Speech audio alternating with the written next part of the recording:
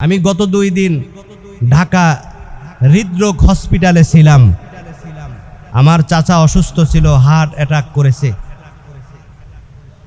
যখন এই বেডের মধ্যে আমি ছিলাম 2টা রাত, আমার 2টা দিন অনবরত আমার দিলটা চোখ দিয়া মাঝে মাঝে হঠাৎ করে পানি বের হয়ে যায়। পাশের সিটে একজনে চিৎকার করতেছে, শ্বাস নিতে পারে না, আর একজনে গড়াগড়ি খায়। কি যে একটা অবস্থা! কোনো স্বাভাবিক সুস্থ মানুষ সেখানে গেলেও ওই মানুষটা তাদের রোগ দেখা, আলামত দেখা সেও অসুস্থ হয়ে যায়। এজন্য মাঝে মাঝে আল্লাহর নাম যখন ভুলা যান, নামাজ রোজা করতে মনে চায় না, এই হসপিটালে গিয়ে একটু ঘুরে আসবেন। তখন দেখবেন যে আল্লাহ তাআলা কতটা নিয়ামতের মধ্যে আল্লাহ তাআলা আপনাকে আমাকে রাখছেন। দুনিয়ার সমস্ত ডাক্তাররা বলেন প্রত্যেকটা মানুষের শরীরের মধ্যে লক্ষ লক্ষ লক্ষ লক্ষ রক্ত কণিকা আছে। এই যে হার্ট অ্যাটাক কেন করে? এই লক্ষ লক্ষ রক্ত কণিকা যখন রক্তের শিরা দিয়ে একটা রক্ত কণিকা যখন জ্যাম হয়ে যায়, আটকে যায়, সাথে সাথে ওই জায়গাগুলো অবাস হয়ে যায়, তখন আর কাজ করে না, ব্যথা বেড়ে যায়, নিঃশ্বাস বন্ধ হয়ে যায়, সাথে সাথে মানুষটা দুনিয়ার থেকে চলে যায়। এ ভাই, এই শহরে আমাদের দেশে প্রত্যেকটা মোড়ে মোড়ে সিগন্যাল, পুলিশের ট্রাফিক আছে, এরপরও জ্যাম লাগে কি লাগে না? কি আমি মনে হয় বুঝাইতে পারি না। আমাদের দেশে রাস্তায় জ্যাম লাগে কি লাগে না? কেন? ট্রাফিক আছে, তারপরও তো জ্যাম লাগে। কারণটা কি? গাড়ি বেশি। হ্যাঁ, এটাও একটা আলামত। বেশি গাড়ি, এত ট্রাফিক, এত নির্দেশনা, এত সাইলেন্ট, তারপরও জ্যাম লেগে যায়। আপনার আমার শরীরের মধ্যে লক্ষ লক্ষ রক্তকণিকা অনাবরত চলাচল করতেছে। সমস্ত সায়েন্টিস্ট ডাক্তাররা বলেন প্রত্যেকটা মানুষের এই রক্ত চলাচলের একটা রক্তর কণিকা যদি ভেইনের মধ্যে আটকে যায়, জ্যাম লেগে যায়, মানুষটা সাথে সাথে দুনিয়ার থেকে বিদায় হয়ে যাবে। এই রক্তগুলা চালাইতেছেন কে? আরো জোরে বলেন কে? কপাল পোড়া নাফরমান ওই আল্লাহকে যদি ভুইলা যায়, ওই আল্লাহর হুকুম যদি পালন না করে, গোলামি যদি না করে, আল্লাহ তো উচিত ছিল এদেরকে ধইরা জমিনের মধ্যে শাস্তি দিয়া বিদায় করে দেওয়া। আমি আশ্চর্য হয়ে গেলাম।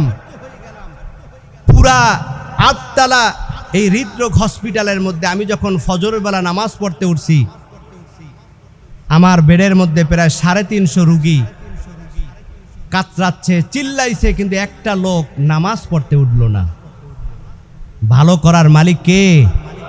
এজন্য আল্লাহ তাআলা বলেন, বান্দা তুমি মৃত্যুর জন্য, বাঁচার জন্য যেখানেই যাও না কেন, হসপিটালে গেছো আর কিছুদিন বাঁচার জন্য না, তোমার মৃত্যু যদি হসপিটালে আসে, ডাক্তাররা এক মুহূর্ত তোমাকে বাঁচাইতে পারবে না। কথা বলেন ঠিক কিনা? এজন্য সর্বোপরি সাহায্য চাইতে হবে কার কাছে?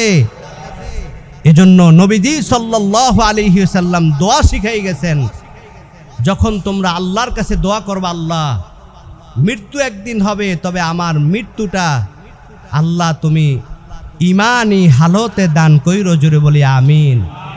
পবিত্র হালতে দান কইরো, জোরে বলি আমিন। বেইজ্জতির মৃত্যু দিও না, জোরে বলি আমিন। কত মানুষ রোড অ্যাক্সিডেন্ট করে মারা যায় কি যায় না? ঘুমের মধ্যে মারা যায়, স্ট্রোক করে মারা যায়। এজন্য আমার ভাইরা, আজকে আমার আলোচনার মূল বিষয় ছিল মৃত্যু কখন, কার, কোন সময় হবে এটা কেউ জানে না। জানেন কে? মাটি আমার দাফন কোন জায়গায় হবে এটা জানেন কে? আল্লাহ। তবে আমি যেহেতু কিছুই জানি না, আমার মৃত্যুর জন্য সর্বহালতে প্রস্তুত থাকা। এখন প্রস্তুত কিভাবে থাকবেন? সারাদিন নামাজ না পইরা, কথা কয় না, নামাজ না পইরা কি মৃত্যুর জন্য প্রস্তুত নিলে হবে? মিথ্যা কথা বইলা, হারাম খাইয়া, মানুষকে ঠকাইয়া, প্রতারণা কইরা মৃত্যুর জন্য প্রস্তুতি থাকলে হবে? আল্লাহ। আমার ভাইরা, হযরতে আবু বকর সিদ্দিক রাদিয়াল্লাহু তাআলা আনহু জলিল কদর সাহাবী হযরতে ওমর রাদিয়াল্লাহু তাআলা আনহু, হযরতে ওসমান, হযরতে আলী রাদিয়াল্লাহু তাআলা আনহু কেমন সাহাবী? যারা হচ্ছেন খোলাফায়ে রাশিদিন। আল্লাহ তাআলা তাদের ঈমান এবং আমলে আল্লাহর ভয় তাকওয়ার কারণে ওপেন জীবিত অবস্থায় জান্নাতের টিকিট দিয়েছেন। সুবহানাল্লাহ বাড়ি দিয়ে বললেন কি তাদের চেহারা দেখে দিয়েছেন? আমলের কারণে, ঈমানের কারণে। নবীজি বলেন, ও সাহাবায়ে কেরাম, কুল্লু নাফসিন যায়িকাতুল মাউত, মৃত্যু হবে কোনো সন্দেহ নাই। মৃত্যুর জায়গা কোন জায়গা হবে কারো জানা নাই, কোথায় দাফন হবে কারো জানা নাই।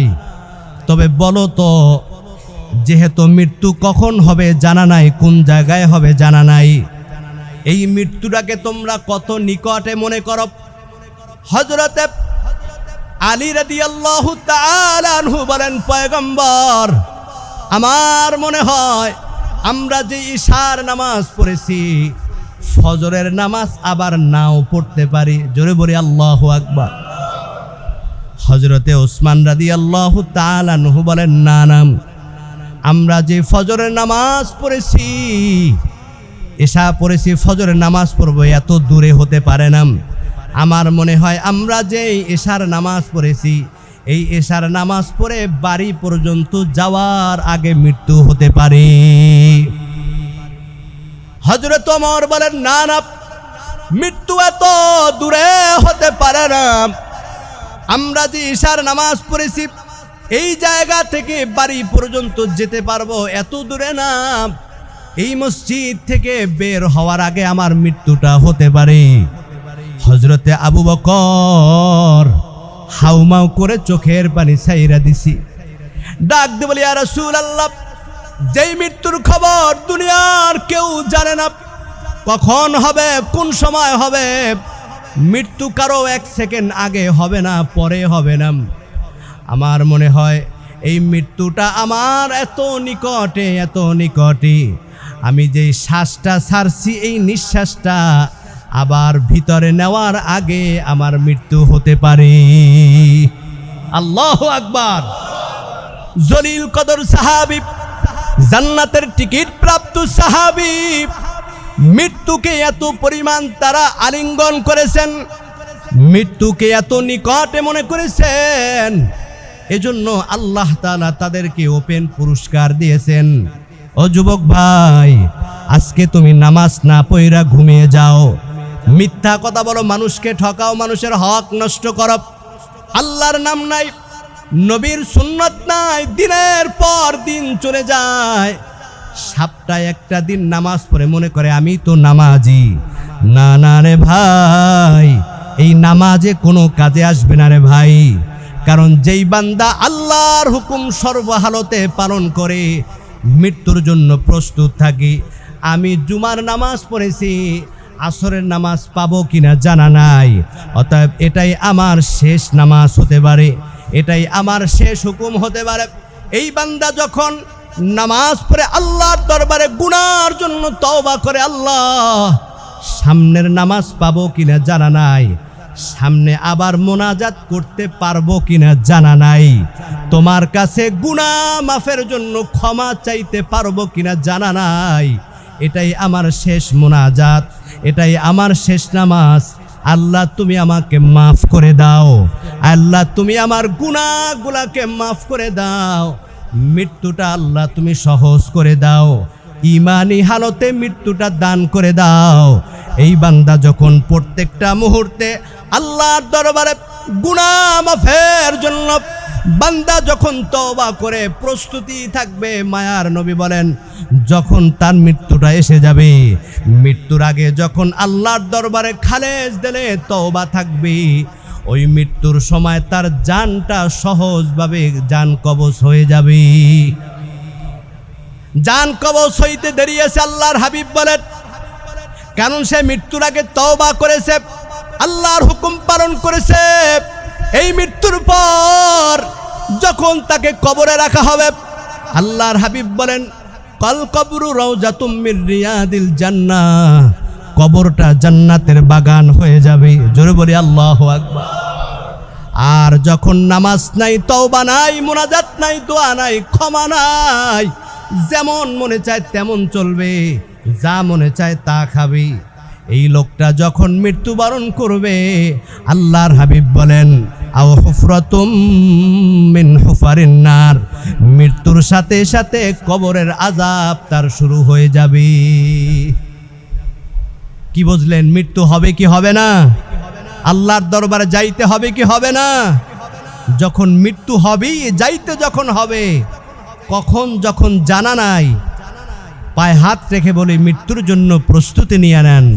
যুবক ভাইরা আমার, মনে করছি বুড়া হওয়ার পরে, দাড়ি চুল পাকার পরে, বয়স যখন বেশি হবে, শরীরের যখন দুর্বলতা চলে আসবে, তখন মৃত্যু হবে না।